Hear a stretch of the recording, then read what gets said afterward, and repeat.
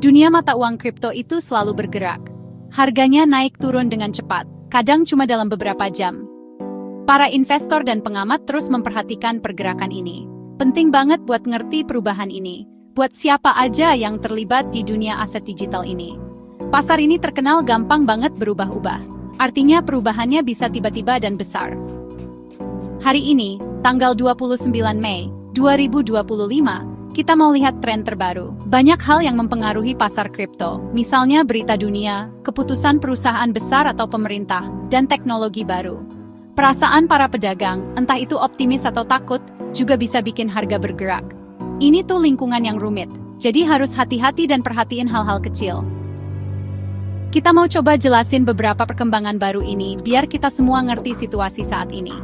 Di obrolan kali ini, kita bakal bahas kejadian-kejadian tertentu dan lihat perubahan harga mata uang kripto besar kayak Bitcoin dan Ethereum. Kita juga bakal bahas volume perdagangan, yang kasih tahu kita seberapa aktif pasarnya.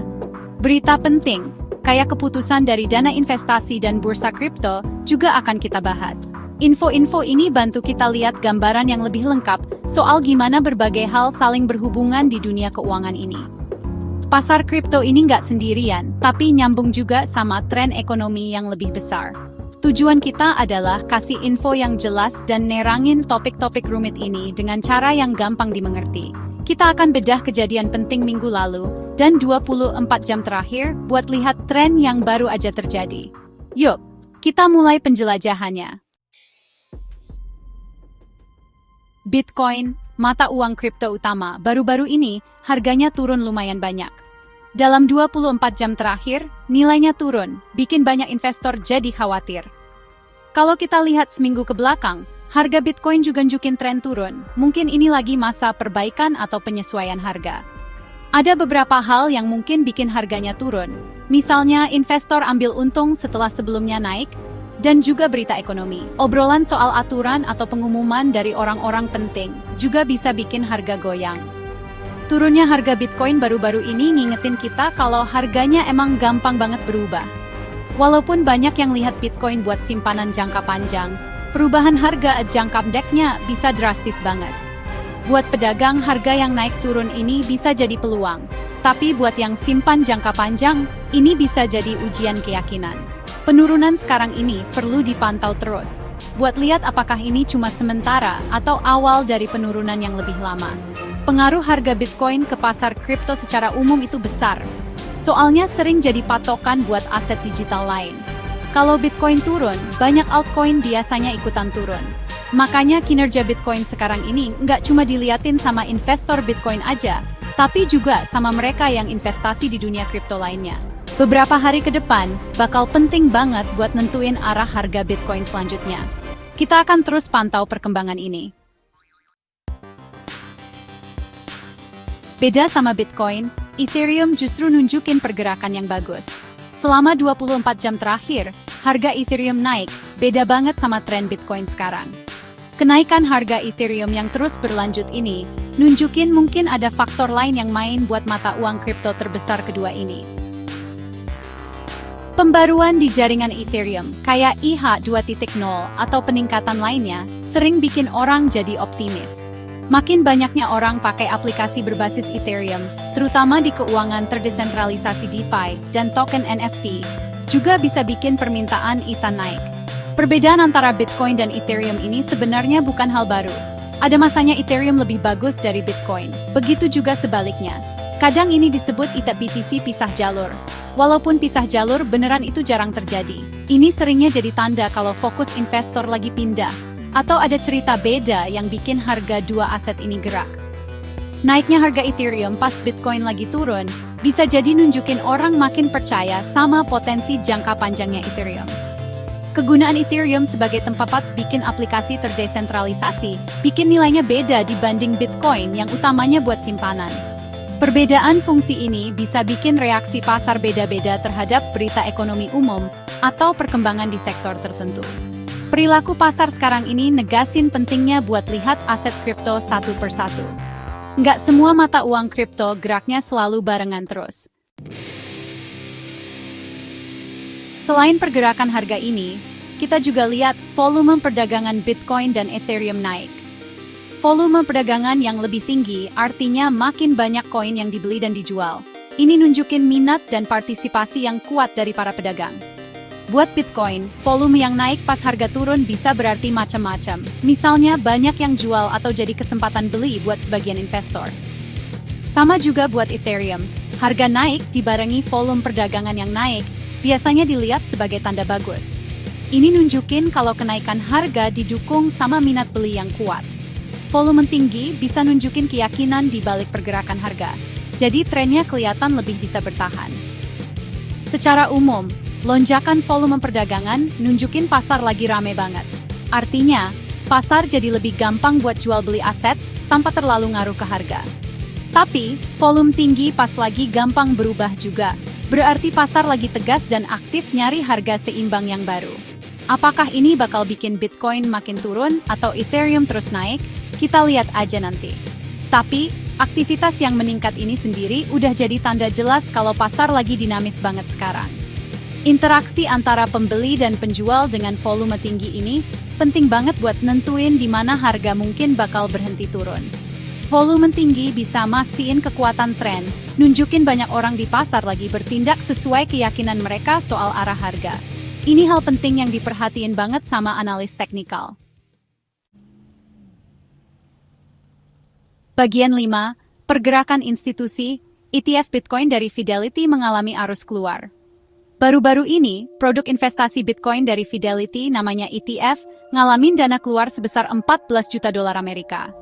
Arus dana di ETF ini dipantau banget karena bisa kasih gambaran gimana investor besar atau institusi ngeliat Bitcoin. Dana keluar walaupun nggak terlalu besar, bisa bikin orang ngomongin perasaan para institusi ini. Ini bisa jadi nunjukin ada investor institusi yang ambil untung atau mindahin uangnya ke aset lain. Peluncuran ETF Bitcoin, itu kejadian besar buat dunia kripto. Karena jadi cara yang diatur dan gampang buat investor biasa buat ikutan investasi di Bitcoin. Dana keluar dari ETF Fidelity ini, walau nggak gede-gede amat, nambah cerita soal keadaan pasar sekarang. Para analis bakal lihat apakah ini kejadian sendiri, atau bagian dari tren yang lagi berkembang. Dampak dana keluar kayak gini ke harga Bitcoin, bisa langsung atau nggak langsung. Secara langsung, kalau ETF jual Bitcoin banyak-banyak buat nebus dana investor, harga Bitcoin bisa jadi turun. Secara nggak langsung, ini bisa ngaruhin perasaan pasar. Kalau investor lain lihat institusi ngurangin investasinya, mereka mungkin jadi lebih hati-hati juga. Tapi pasar kripto itu rumit, dan banyak faktor lain yang juga berperan. Satu data ini harus dilihat bareng sama aktivitas pasar yang lebih besar. Bagian 6, penyesuaian bursa. OKX hapus beberapa altcoin, berdampak ke harga.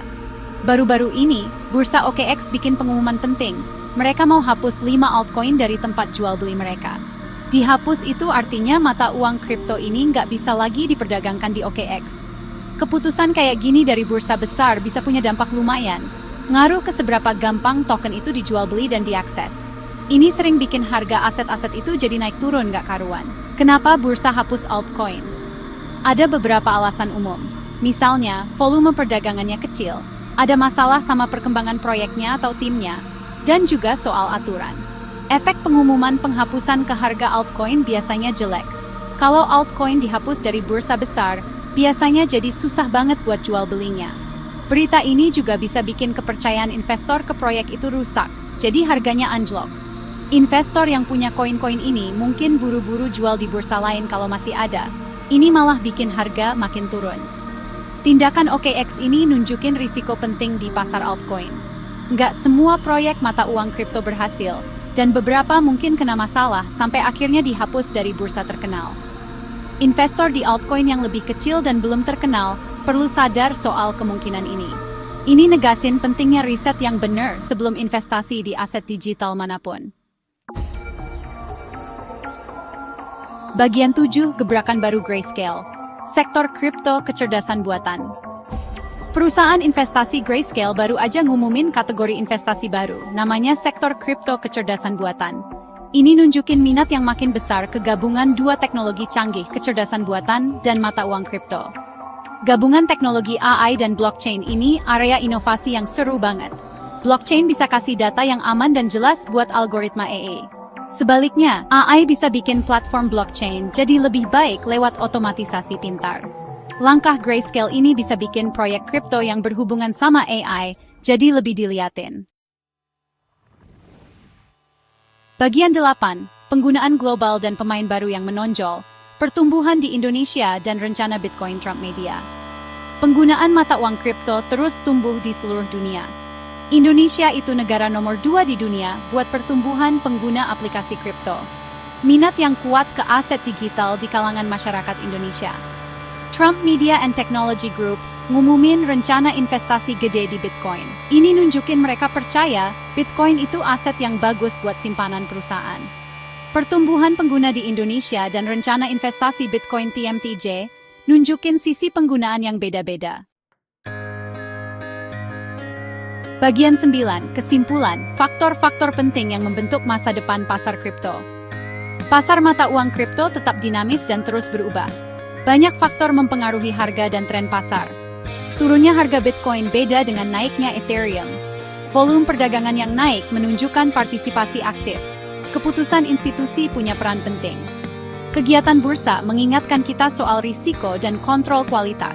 Inovasi seperti sektor kripto kecerdasan buatan dari Grayscale menunjukkan area pertumbuhan baru. Perkembangan aturan selalu jadi hal besar yang mempengaruhi pasar. Kejelasan aturan sering dicari, tapi aturan baru bisa jadi tantangan. Hubungan antara inovasi dan aturan membentuk arah pasar. Penggunaan global yang meningkat jadi pendorong dasar. Penggunaan masyarakat dan minat institusi jadi dasar kuat masa depan. Ngertiin hubungan dari berbagai faktor ini kunci buat jalanin dunia keuangan yang seru dan selalu berubah ini. Oke, itu pembahasan kita dalam video ini. Semoga bisa kasih insight baru buat kalian semua. Jangan lupa klik like kalau suka, komen kalau mau tanya atau diskusi, dan tentu saja subscribe Ainova Channel, supaya nggak ketinggalan konten-konten terbaru seputar AI, crypto, staking on-chain, likuiditas pool, DeFi, dan Web3. Sampai ketemu di video berikutnya. Stay smart, stay ahead!